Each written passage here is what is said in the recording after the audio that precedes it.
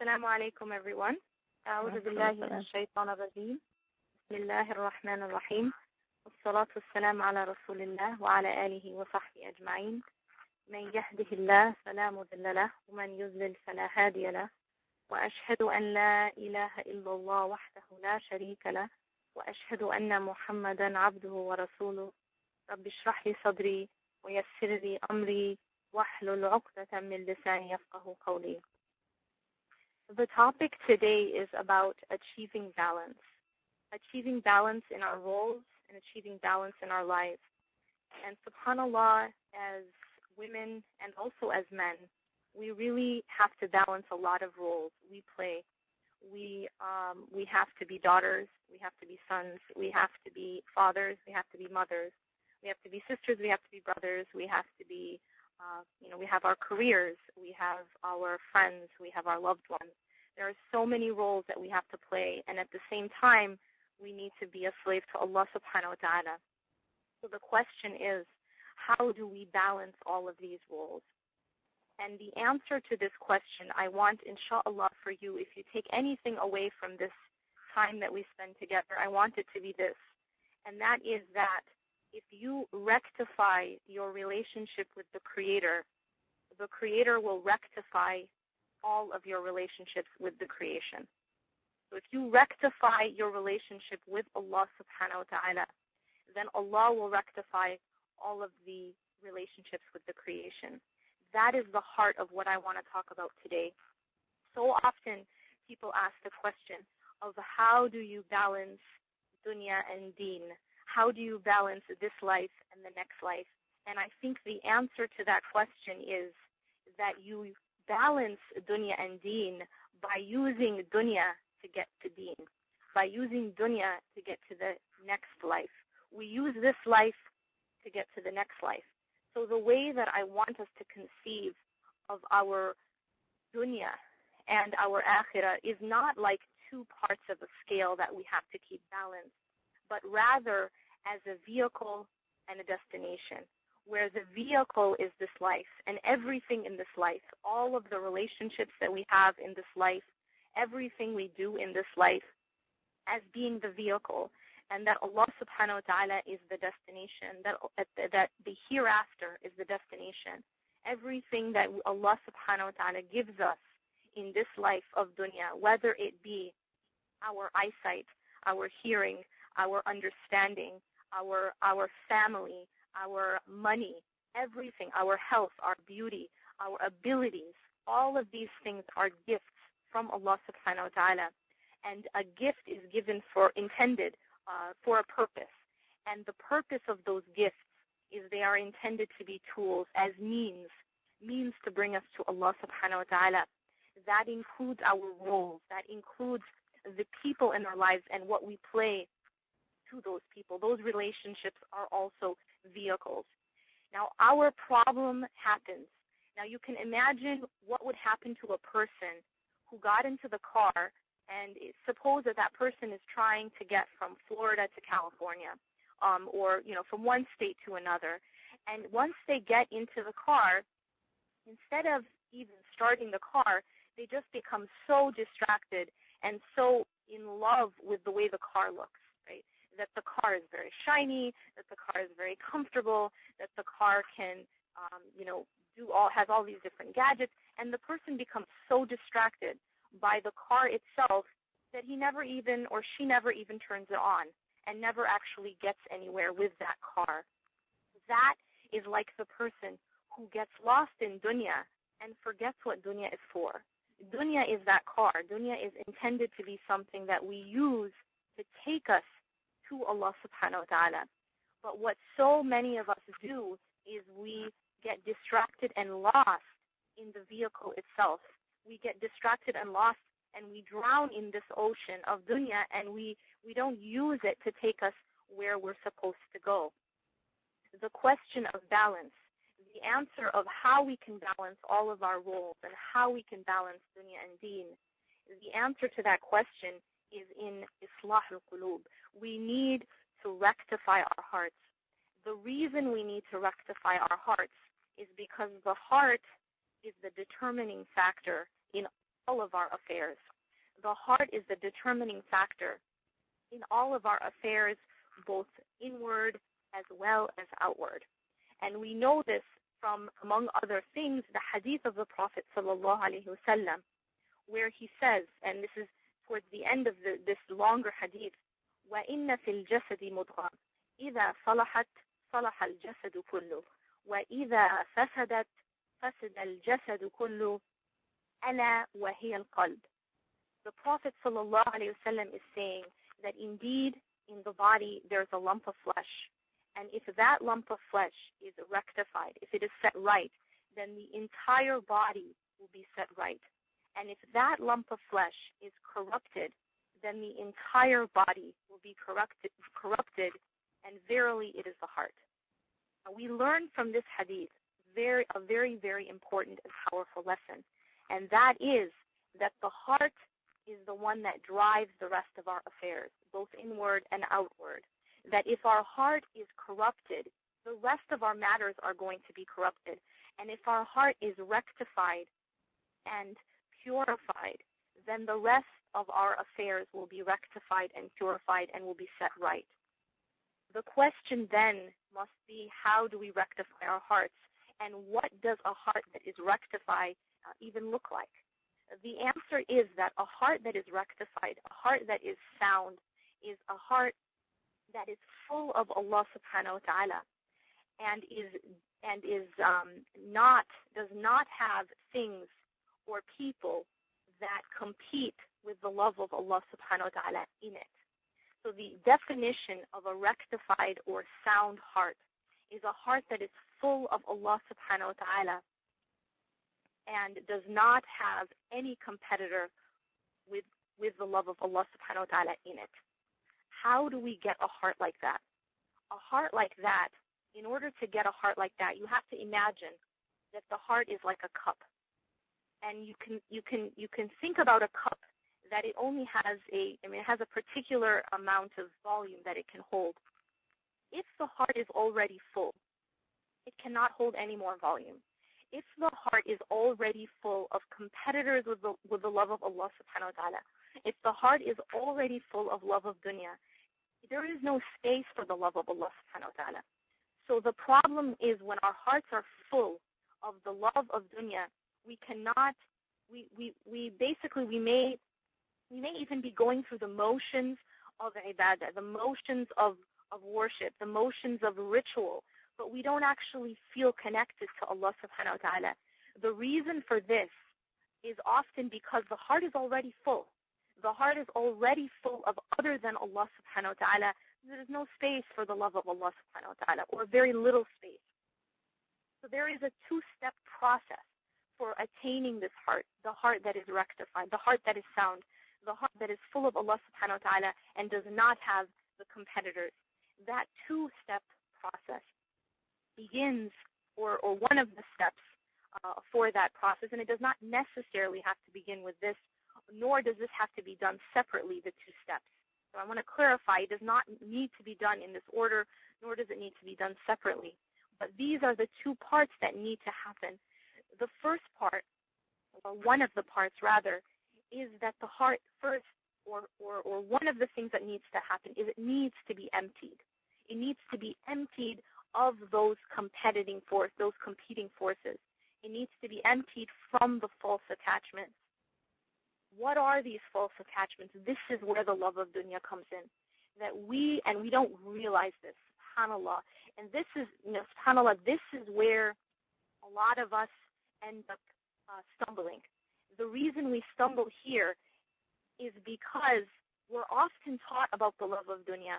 But when we're taught about the love of dunya, we are taught that love of dunya is the love of material things only.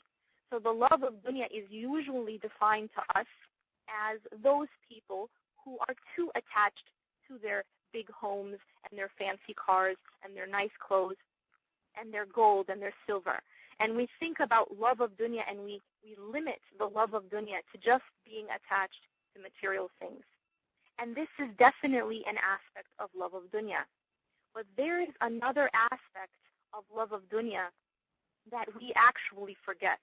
and that is many times it's kind of it's taken out of the discussion and the discourse about love of dunya, hubb al-dunya. And that is the love, and that is the attachment and dependence on people. And subhanAllah, this is something that personally for me was a life epiphany, honestly. I never really realized myself that people are also part of dunya in a sense. It was kind of like I thought of myself as a person who was not attached to dunya because I don't care much about what kind of car I drive. I don't care much about how much money I have or how fancy my stuff is. But I was extremely attached and dependent on people and the relationships in my life. And my attachments and my love of dunya was still there, but it was in a different form. And a lot of people are in that same situation where the thing that is filling their heart, that is filling that cup and not letting the love of Allah subhanahu wa ta'ala enter, is not love of fancy cars, is not, a person may not care less about those things.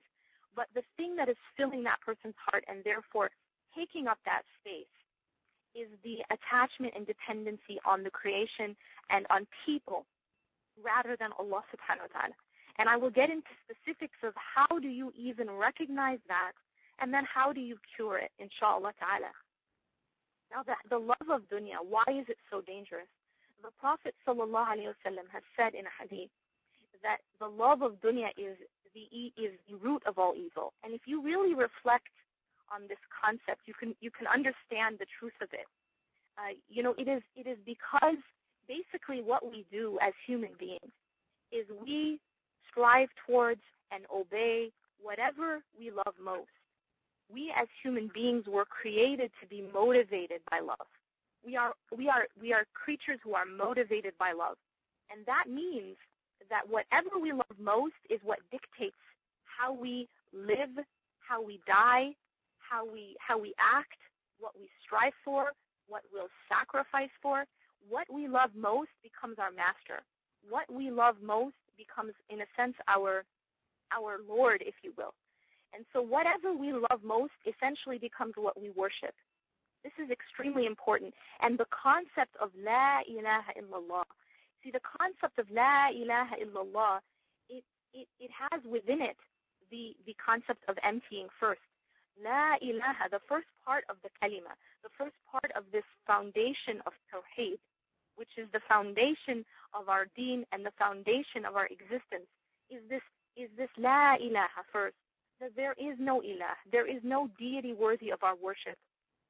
So you begin by negating any ilah, by completely emptying, by completely cutting off. You empty the space and then you fill it. Illallah, the second half, La ilaha illallah. And so the beginning is that you're negating any other ilah, any other object of worship, any other object of ultimate love, fear, or hope, or dependency. You're negating that first. You're taking that out and emptying the space and then saying illallah, except Allah subhanahu wa ta'ala. And you see from this what that does is it creates exclusivity, that it is only Allah. It is not Allah and our money. It is not Allah and our husband. It is not Allah and our wife. It is not Allah and our mother or our father or anyone else. It is only Allah subhanahu wa ta'ala that deserves to have that ultimate love, that ultimate fear, and that ultimate dependency. And part of that concept of uluhiyyah, part of that concept of ilah, is that this is what we are ultimately focused on most. This is what we strive for most. This is our purpose of existence. That's so important because a lot of people have a different, it's funny because some people think that an atheist doesn't have an ilah. Some people think that an agnostic doesn't have an ilah. But the fact is that everyone has an ilah. And ilah is that thing which we place at the center of our life. And ilah is our objects of worship. It's what we ultimately love most. So those people, even those people who don't believe in Allah, maybe they don't believe that Allah even exists, they also have an ilah. But their ilah is a false ilah, and it may be money, or it may be another person. Well, for a lot of people, that ilah is one's own self. one's own desires. And Allah subhanahu wa ta'ala speaks about these people in the Quran when He says, do you see the one who takes his ilah, who takes his desires as his ilah, takes his hawa as his ilah. So this person, even if they say they don't believe in God, but they definitely have a Lord that they worship, and it may be their own self. And for other people, it may be things in their life or people in their life. Here's where it gets tricky. A lot of times it's easy to find our problem. So we may have a problem. Say our problem is that we keep falling into the same sin over and over. Maybe our problem is that we feel distant from Allah subhanahu wa ta'ala. Maybe we're praying, but we just don't feel it. Maybe we're making dua, but we're just, Allah, we feel like, Allah is not listening. Or maybe we don't feel close to Allah subhanahu wa ta'ala. Maybe our problem is with our relationships. Maybe we feel that our matters are all scattered, right? We're trying to do a million things, and whenever we try to do one thing, another thing breaks. These are symptoms. But to get to the core of the problem, sometimes it's very difficult. The reason it's often difficult is this. If a person were doing something haram or had some sort of haram relationship, suppose a person had a boyfriend or a girlfriend, and in that relationship, they were seeing problems, or it might be easy for that person to figure out where the problem lies. Well, I'm doing something displeasing to Allah subhanahu wa ta'ala. It's haram, so maybe that's the problem. Maybe I should rectify that. So that's a little bit more clear. But the more tricky part is when our false attachments, or rather the cause of our problem, the root of our problem, lies in the dependency or in the false attachment to something which is halal. And that's where it's tricky. And here is where I want to mention an ayah where Allah subhanahu wa ta'ala, this is one of the ayats that really, really explain this point for us. When Allah subhanahu wa ta'ala says, and this is, for the reference, this is Surah At-Tawbah, which is chapter 9, verse 24. Here Allah subhanahu wa ta'ala says what is translated as, say, if it be that your fathers, your sons, your brothers, your spouses, or your kindred, the wealth that you have gained, the commerce or the business in which you fear decline, or the dwellings in which you delight, are dearer to you than Allah or His Messenger, or striving in His cause, then wait until Allah brings about His decision, and Allah does not guide the rebellious ones.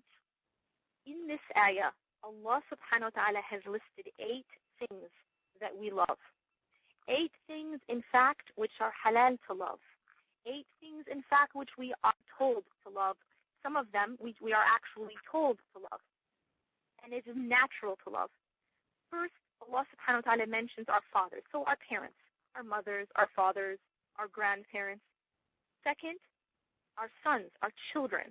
Right? Third, our brothers or our sisters. Fourth, our spouses.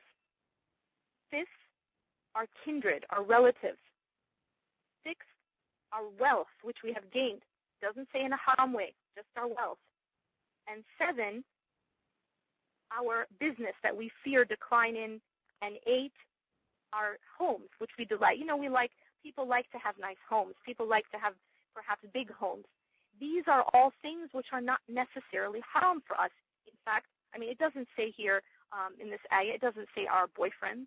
It doesn't say the haram income that we have. It doesn't say alcohol or drugs. These are all halal things for us. And in fact, these are the things which we often get lost in. Even those people who are practicing Muslims, those people who are trying, to be on the straight path and worship Allah subhanahu wa ta'ala, these are the things where we stumble in. And these are the things that end up becoming competitors to Allah subhanahu wa ta'ala in our hearts. And the tricky part about it is it's so hard to recognize. It's like people will wonder, well, what does that mean then? Am I not supposed to love my husband? Am I not supposed to love my wife? Am I not supposed to love my children? And the answer is absolutely no, that's not what it means. But rather it's the way that we love.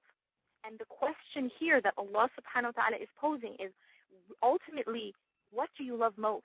Allah here is saying that none of these things can be loved more than Allah and His Messenger and striving in His cause. And it is when those things are loved more that we fall into problems. It is when those things are loved more that our hearts become corrupted, and therefore everything else becomes corrupted.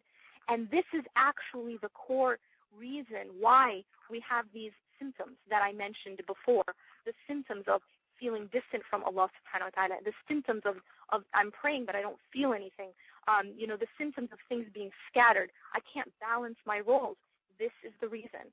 This is because the heart is not rectified, and the heart is many times full of these other loves that compete with the love of Allah subhanahu wa ta'ala. Now quickly, I want to just mention some practical ways to ascertain this.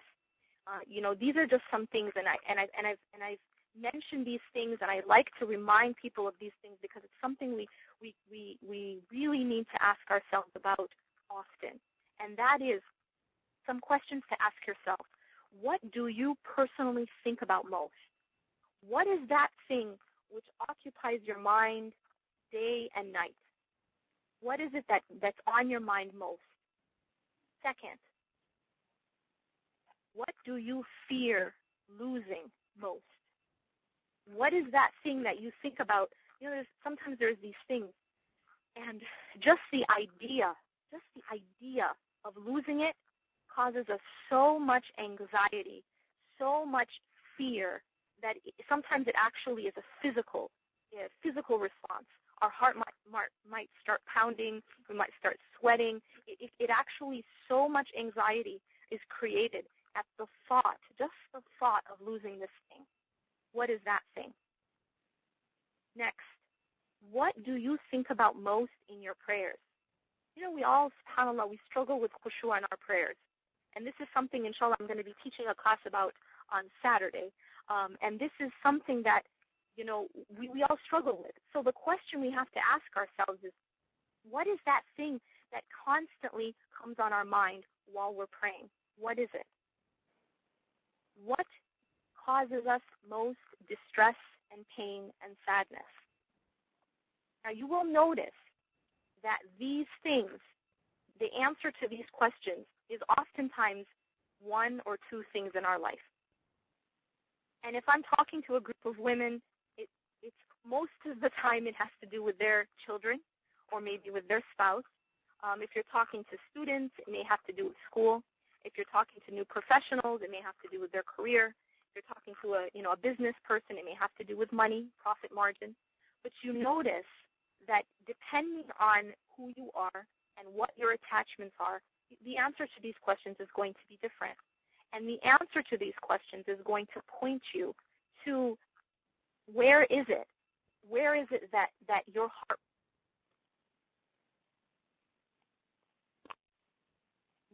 what are those things which are filling your heart? What are those things which you love most? So when you realize and when you discover what those things are, then you can start to rebalance and because in order, again, to make space in the heart, you have to figure out what it is that's taking up that space. So that is the first part. And Allah subhanahu wa ta'ala also tells us and describes the people who when it comes to this love, they love other things more than they love Allah subhanahu wa ta'ala. Allah says, أعوذ بالله من الشيطان الرجيم ومن الناس من يتخذ من دون الله أندادا يحبونهم كحب الله. Yet there are men, there are people who take for worship other than Allah subhanahu wa ta'ala equal with Allah. يحبونهم كحب الله. They love them as they should only love Allah. SubhanAllah, these rivals with Allah subhanahu wa ta'ala, these andad that we take, that we love as we should only love Allah subhanahu wa ta'ala, they come in a lot of forms. And what that form is for you has a lot to do with how you answered those questions. How you answered the question of what do you think about most? What are you most afraid of losing? What do you think about during your salah? What causes you the most distress? What is the first thing that comes to your mind when you wake up in the morning? And what's the last thing you think about before you sleep? These are all the things that point out what really is filling your heart. And those are the things that are driving you. Now, what needs to happen is this. The thing that we should think about most is Allah subhanahu wa ta'ala. The thing that we should be thinking about and focusing on in our salah is Allah subhanahu wa ta'ala. The thing that we should fear most, the thing that should cause us enough anxiety to make our heart pound and to make us sweat is the loss of Allah subhanahu wa ta'ala from our lives, is to be distant from Allah subhanahu wa ta'ala, is to be disconnected from Allah subhanahu wa ta'ala.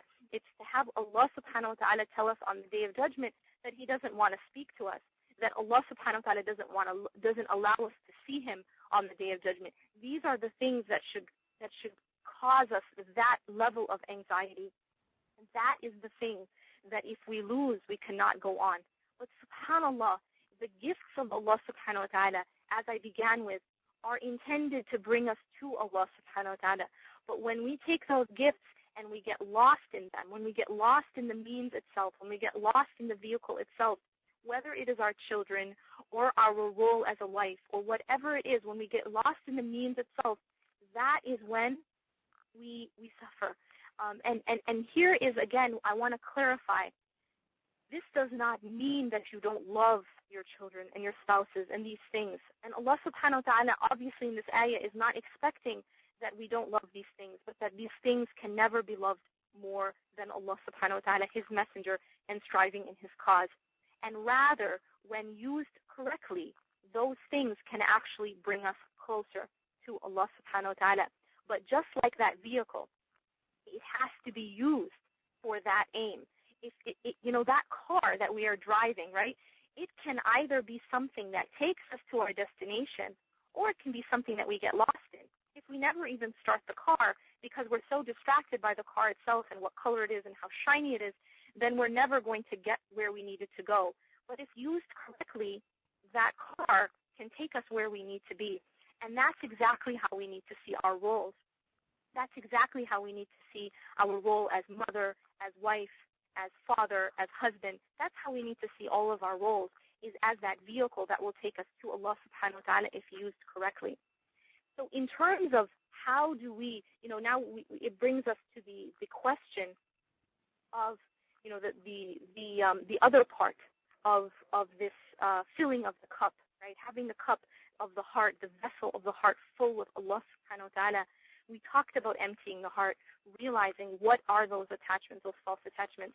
Usually the question that follows is, well, how do we break those attachments? What do we do about those attachments? And we can't really, obviously we can't disconnect ourselves from those things. We're involved in those things. We have, spouses, and we have children, and we have jobs and all these things. We can't leave all that and go to the mountains and just, for the rest of our lives never be involved in those things. This is something that is part of the sunnah of the Prophet sallallahu alaihi wasallam. So I think that the answer to that question, and the easiest way really to break those false attachments and those false dependencies is you think about, there's a lot of different ways to look at this, but if you think about the heart as having only one thing that it can focus on at a time, just like your eyes. When you're looking in one direction, you're looking forward. You can't be looking behind you at the same time. You can only be looking in one direction. And in fact, you're going to move in the direction that you're looking. So if the heart is not looking at the right thing, then you're not going to be moving in the right direction. You have to move the focus of the heart from those things other than Allah subhanahu wa ta'ala and shift it to Allah subhanahu wa ta'ala. What does that mean practically? It means increasing your remembrance of Allah subhanahu wa ta'ala. It means increasing dhikr in your life. And dhikr here is this umbrella term which includes salah, it includes prayer, it includes dua, it includes afkar, the supplications that we make in the morning and in the evening and after salah and before we sleep. It includes Quran, reading and reflecting on the words of Allah subhanahu wa ta'ala. When we increase these things in our life, it's just like filling up that cup. So again, if you think about that cup, the more that you fill that cup with Allah, the more that you fill that cup with the remembrance of Allah subhanahu wa ta'ala, the less space there is for the love of dunya in that heart. So the more you see Allah subhanahu wa ta'ala, the more you focus your heart on Allah subhanahu wa ta'ala and fill your life and your heart with Allah through His remembrance, the less space there is for the false attachments. So practically this means increasing the remembrance of Allah subhanahu wa ta'ala in our life. And any time you put something real, capital R, next to something that's an illusion or something that is rather a reflection, there's no comparison. When you take dunya and you compare it to the hereafter, when you take dunya and you compare it to akhirah, there's no comparison. Our problem is we don't look at akhirah. Our problem is we're not comparing dunya to akhirah. We are only looking at dunya. And that's why we get lost in it. But when you take something and you compare it to the real thing, the real version of it, I mean, you take a dollhouse and you compare it to a real mansion, nobody's going to be, in love with the dollhouse if they see the mansion. And this is the idea here, is that when the more that we see Allah subhanahu wa ta'ala in our lives and in our hearts and with the eyes of our hearts, the less we're going to see of dunya, the less we're going to be, in love and enamored by dunya, because we've seen something better. We've fallen in love with something better than the lesser life. And you look at dunya, even the word itself, it means that which is lower. And this life is by definition the lower life. It's the life where you have to bleed and cry and die. These are things that you don't have to do in akhirah, in Jannah, inshallah. You don't cry in Jannah. You don't have to bleed in Jannah.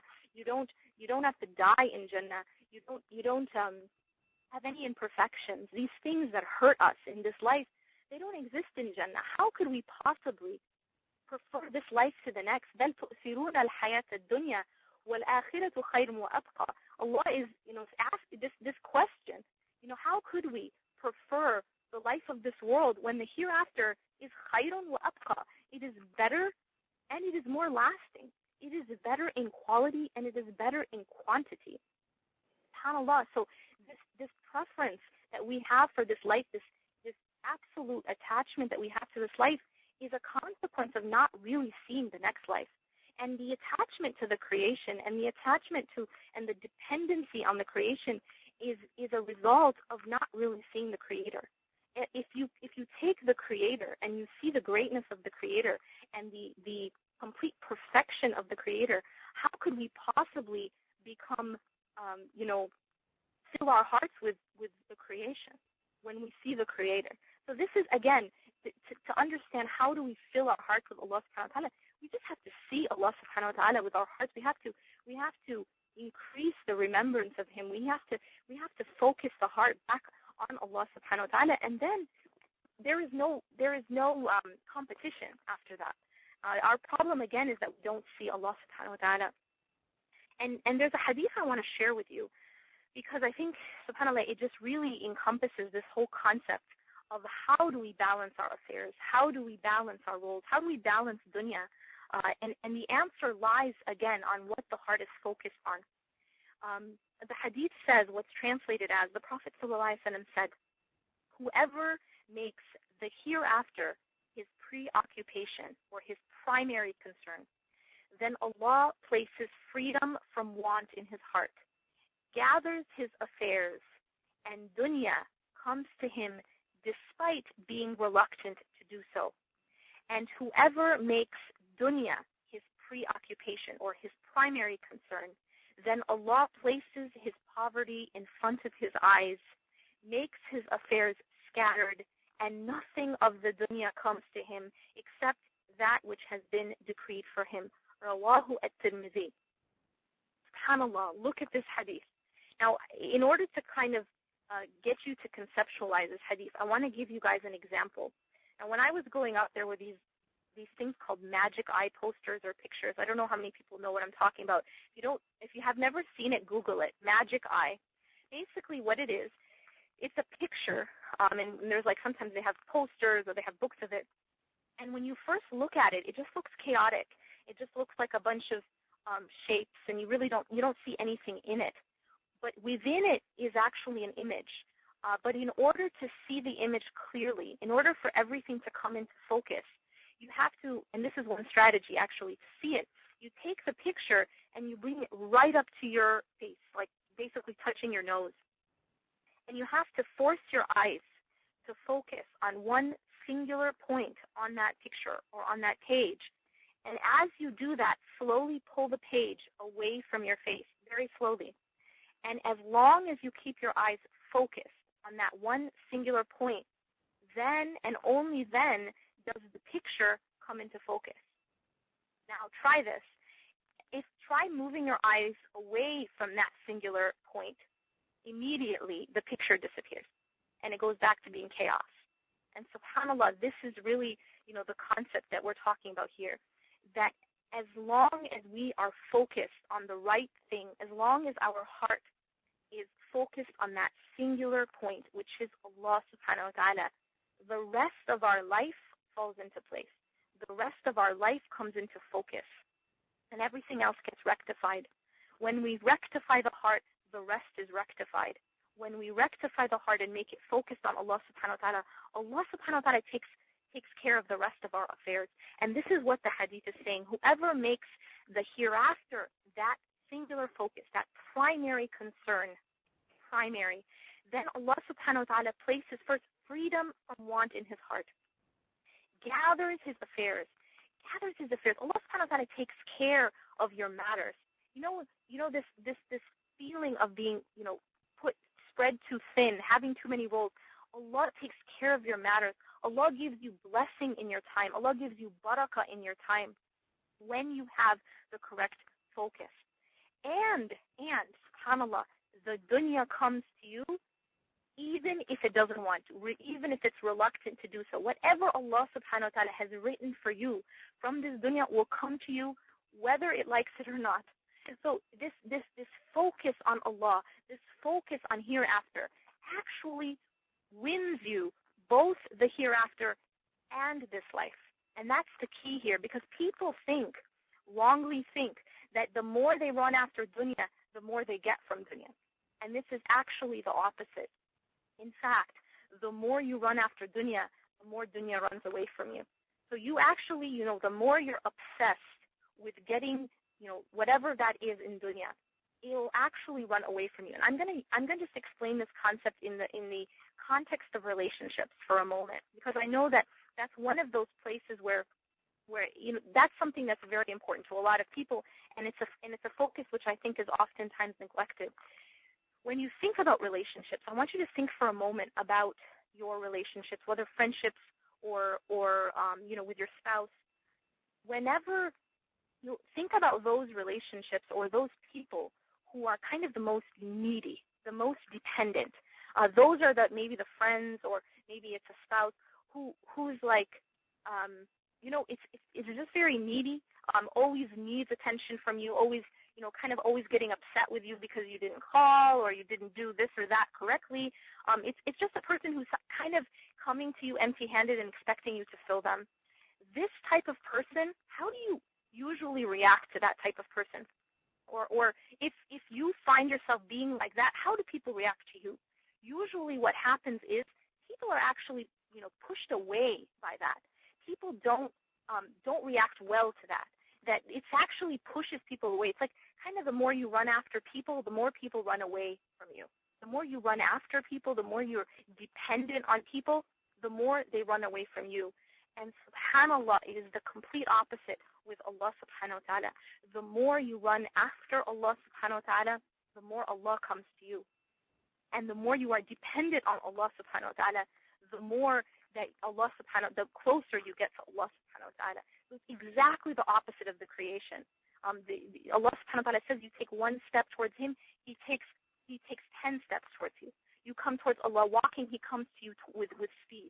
This is completely the opposite of the creation, and in fact everything in dunya.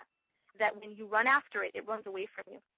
It is when you make your focus Allah subhanahu wa ta'ala, when you make Allah your dependency and Allah is the one filling you, that in fact you get both akhirah and this life.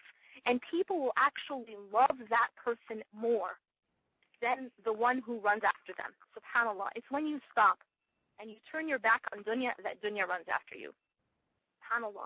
And you look and you see the second half of this hadith, which says now the person who makes dunya his preoccupation or his primary concern, then Allah places his poverty in front of his eyes, and he makes his affairs scattered, and nothing of the dunya comes to him except that which has been decreed for him. So the one who actually is running after this life most is actually the one whose affairs are scattered. If you feel like everything you're doing is just being scattered, all your roles are scattered, you can't keep up, you just can't keep up, it is a sign, not that you need to exert necessarily more effort, although we do, yes, need to put effort in our roles, but it is a sign that we need to refocus the heart on Allah subhanahu wa ta'ala and come back to Allah subhanahu wa ta'ala as our ultimate focus. And when we do that, and I'm going to give you guys really quickly some practical ways of doing that. When we do that, you will find that the rest of your affairs will be rectified. Allah subhanahu wa ta'ala will now give you more barakah in your time. So you wake up, for example, in terms of filling the heart with Allah subhanahu wa ta'ala and with zikr. One of, definitely the 5 daily prayers must be rectified. They must be prayed and prayed on time. You cannot hope to rectify your affairs in this life or the next if you are not firm on your prayers and on time. If your prayers are suffering, then the rest of your life will suffer. You need to be praying the 5 daily prayers and praying them on time. So that's the very first thing that needs to be rectified in order to do this. And after that, there are more things that you can do in terms of increasing your relation, increasing your remembrance of Allah subhanahu wa ta'ala and building that relationship. And one of those things is waking up for Qiyam. And this is the time just before Fajr, in the last third of the night, and praying to Allah subhanahu wa ta'ala then. And it can be, it's like Tarawih. It's in groups of 2, and it can be 2 up to as many as you want in groups of 2. And you pray to Allah subhanahu wa ta'ala at that time, even if it's just 2 rak'ahs, even if you're just waking up to make dua.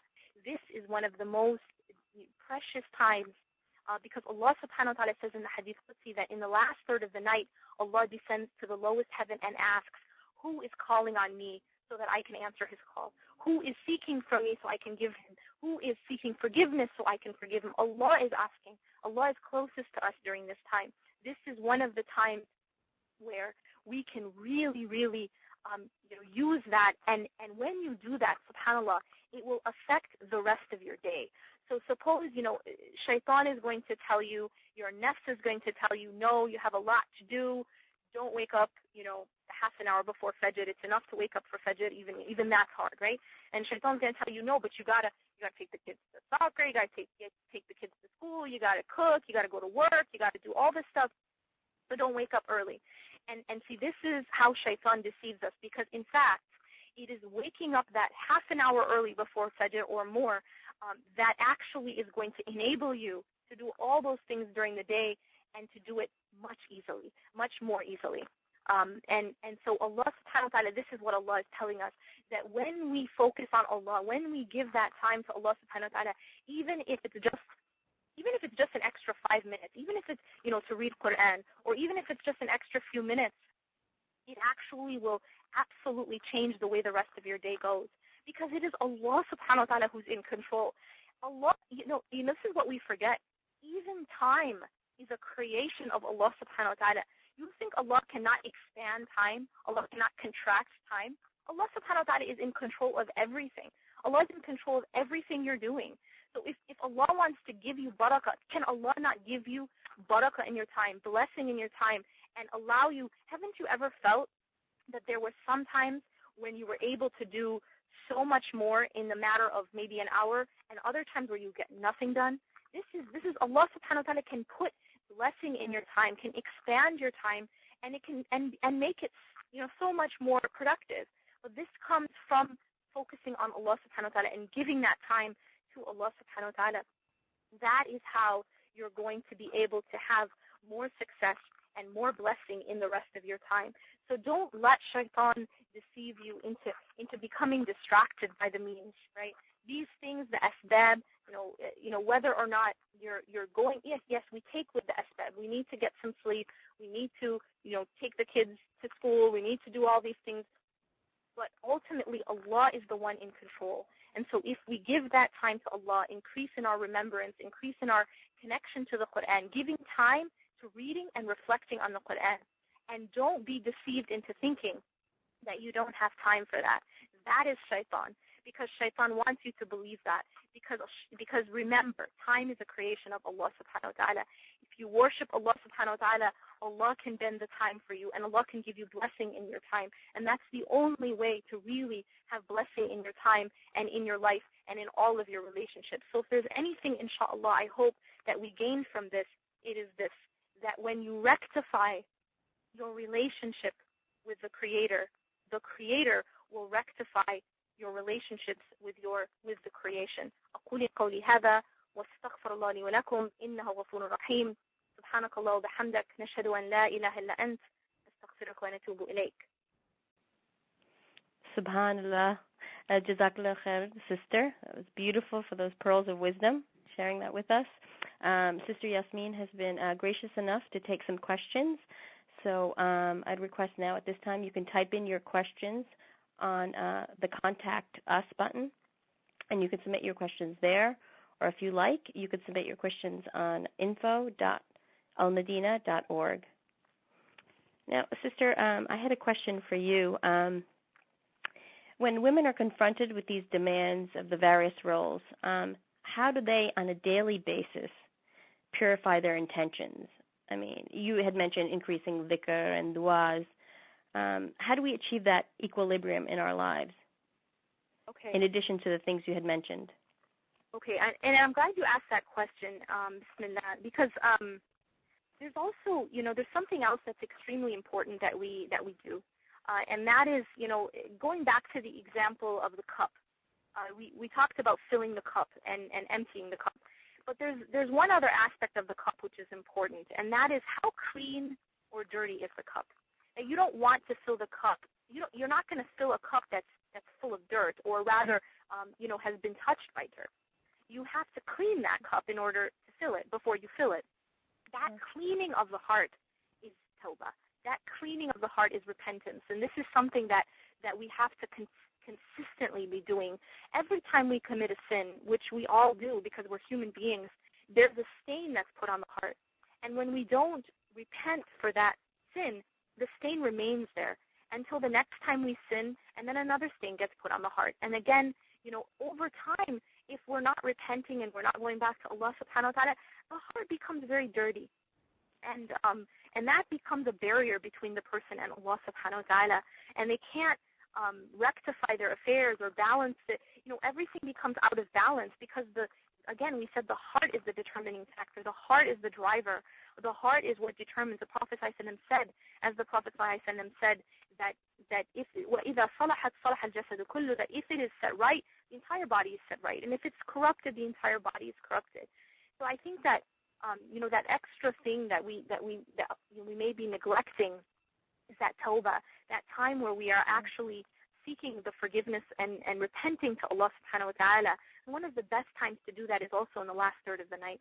This is the time before Fajr, and it can be in, basically last third is about, 2.5 hours or so before Fajr, and in that interval of time, that this is one of the best times to repent to Allah subhanahu wa ta'ala, to come back to Him, and to seek His forgiveness, because that cleans the heart. That is the polish of the heart. That is what cleanses it, and then allows it to be full of Allah subhanahu wa ta'ala.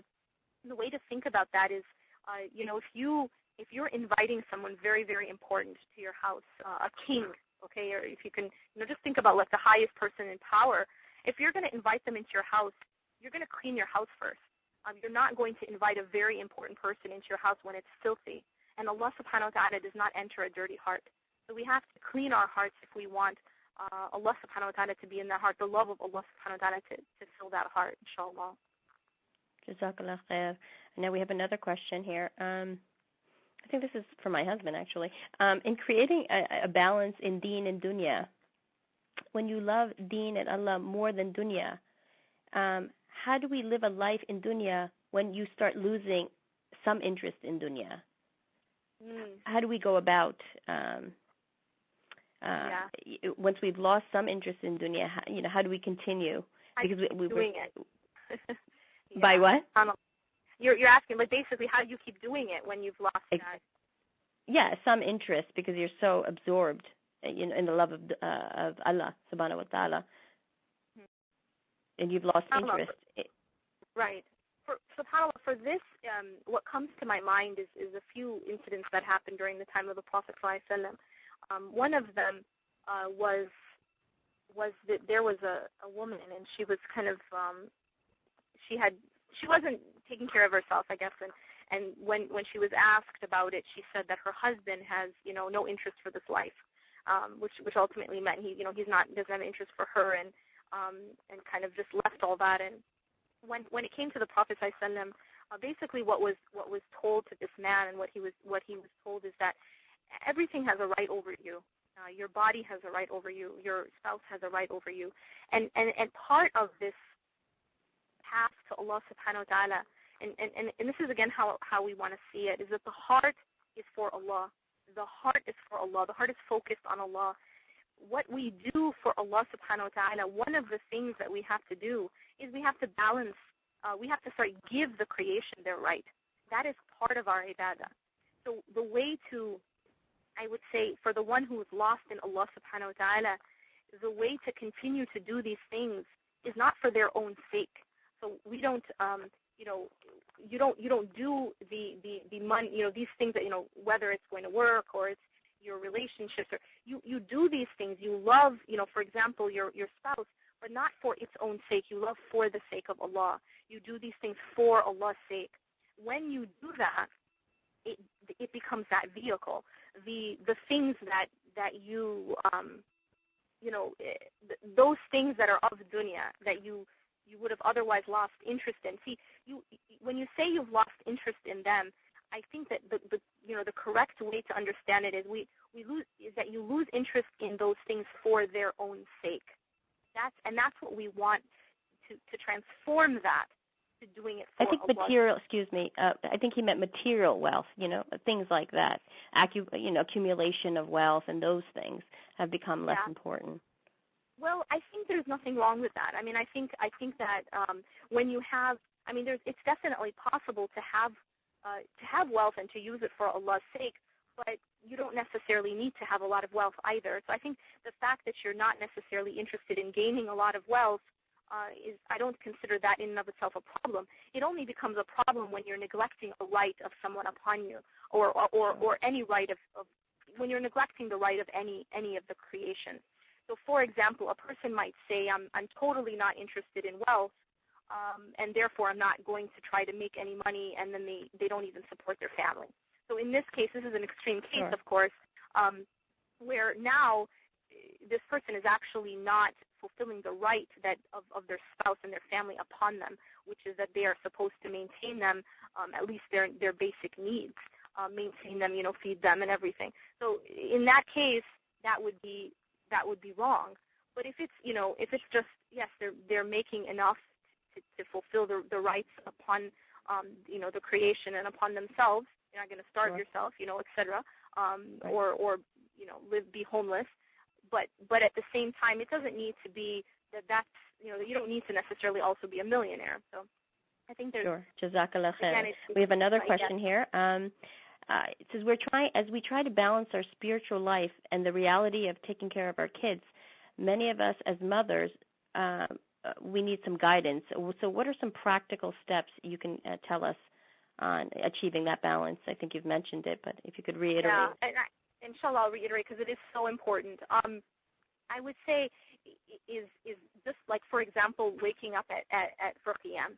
Waking up for Qiyam, making sure, rectifying our prayers, spending that extra time with Allah subhanahu wa ta'ala and the remembrance of Allah, where there is no distractions if possible. And that's why I recommend, especially for those who have kids, I recommend that time before Fajr or the time after Fajr, because that's a time when usually the family is asleep, right? And so you have less distractions during that time. It's that time just for Allah subhanahu wa ta'ala. I would say that it is absolutely essential in this quest to balance our roles, to basically to get to Allah subhanahu wa ta'ala. It's essential to have time alone with Allah. To have time alone with Allah subhanahu wa ta'ala. I can't emphasize that enough. There has to be time that you give to Allah alone. And when you do that, the heart becomes refocused. When the heart is refocused, you can do everything else. It's when the heart loses focus, and now the heart moves away from Allah subhanahu wa ta'ala and instead becomes focused on the children themselves and their soccer practice and what you're cooking for dinner and what you're making for their lunch. And when that becomes your ultimate focus, you lose, and your affairs themselves become scattered. That's actually, again, it goes back to that. When you focus on dunya, then your affairs become scattered. When you focus on the hereafter and Allah subhanahu wa ta'ala joins your affairs. So I would say again, if you find that you are, and this is very common, that you're one of those people, you start to pray and all you can think about is what's in the oven, or your kid's soccer practice, or oh, you forgot to do this for your kid. And it's basically your thoughts when you're praying revolve around what your primary concern is, and that's what I was trying to get at.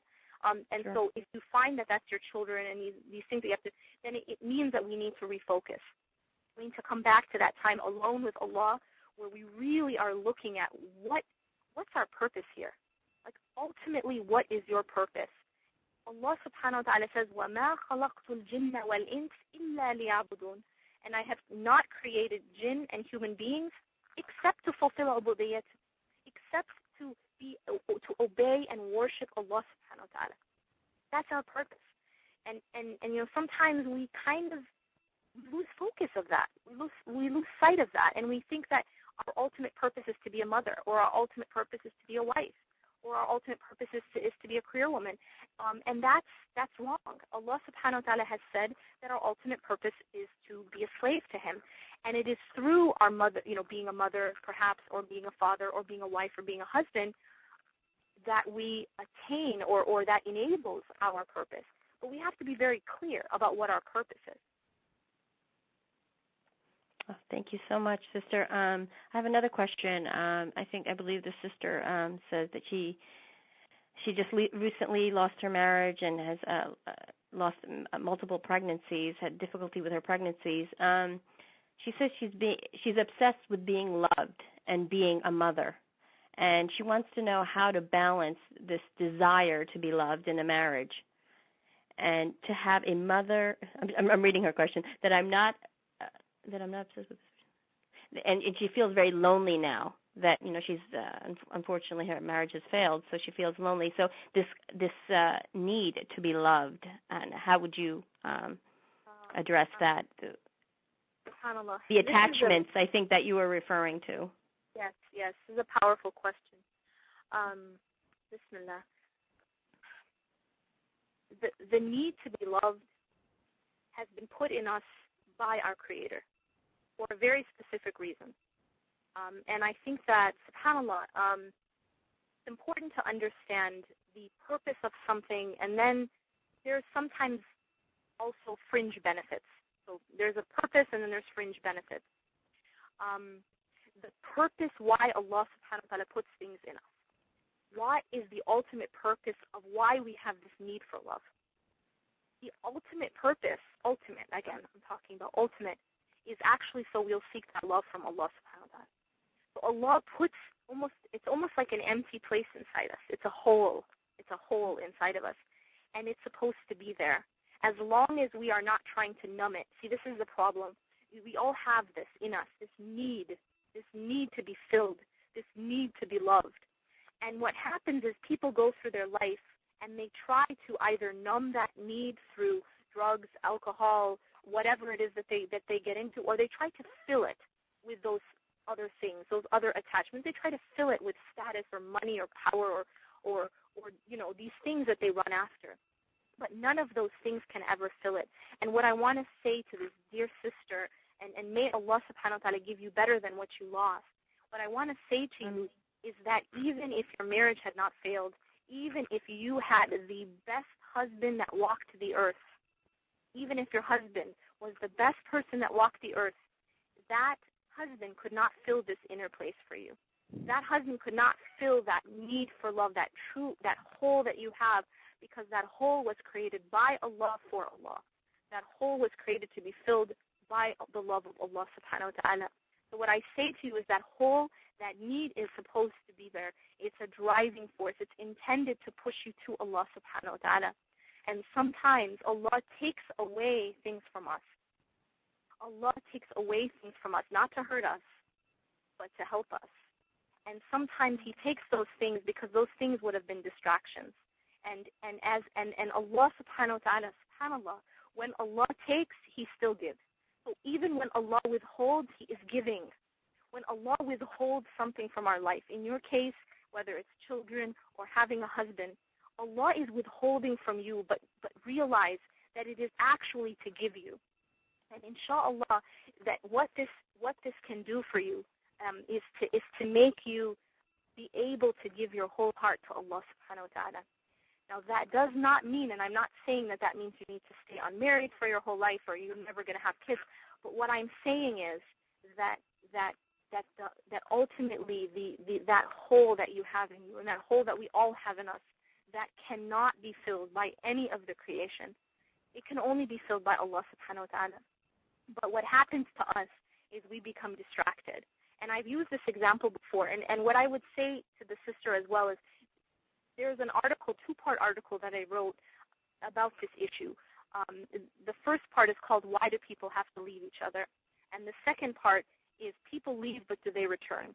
And it talks about this idea of losing people and the idea of why do we lose people in our lives? Why do we lose things that we love? And what is the greater purpose, or possibly the greater purpose in that? And I give the example of a child. You think about a child who has been maybe waiting their whole life for this one game, this video game. And finally one day, it's Eid or whatever, and the parent gives this child the video game. So he has the video game. But now this child becomes absolutely obsessed with the video game. And the child now, all the child wants to do is play this video game. He no longer wants to eat. He no longer wants to go to school. He no longer wants to sleep. That's all the child sees. So what does the loving parent do at that point? The loving parent takes away the video game. And the reason that the parent does that is because this child is hurting themselves. The reason this child is hurting themselves is because they have become so distracted by the video game that they don't realize that they need to eat, sleep, and go to school and do these things. And this is what happens to us in life, is we become so distracted by these other objects of attachment, whether it's our spouse or it's our children or it's our money, that we actually forget Allah subhanahu wa ta'ala, or we become, it becomes a veil. Even if we haven't forgotten Allah completely, it becomes a veil between us and Allah subhanahu wa ta'ala. And out of Allah's mercy, He wants to bring us to Him, so He takes away that veil. And sometimes that means loss. Sometimes that means that things are taken away from us. Sometimes it means that we might lose these things in our lives, but it's actually Allah subhanahu wa ta'ala blessing us. And it is for our own good. And inshallah, I pray that whatever you have lost, that it is replaced with something better. And really, I want you to realize this. When I say replaced with something better, there is nothing better than the nearness to Allah subhanahu wa ta'ala. If Allah subhanahu wa ta'ala takes something of the dunya from you but gives you nearness to Him, then you are the richest person in the entire world. Because that's all that matters, and everything else is passing away. كُلُّ مَنْ عَلَيْهَا فَانٍ. Everything else is passing away. وَيَبْقَى وَجْهُ رَبِّكَ ذُو الْجَلَالِ وَالْإِكْرَامِ. And the only thing that will remain is the face of Allah subhanahu wa ta'ala, the countenance of Allah. He's the only thing that remains.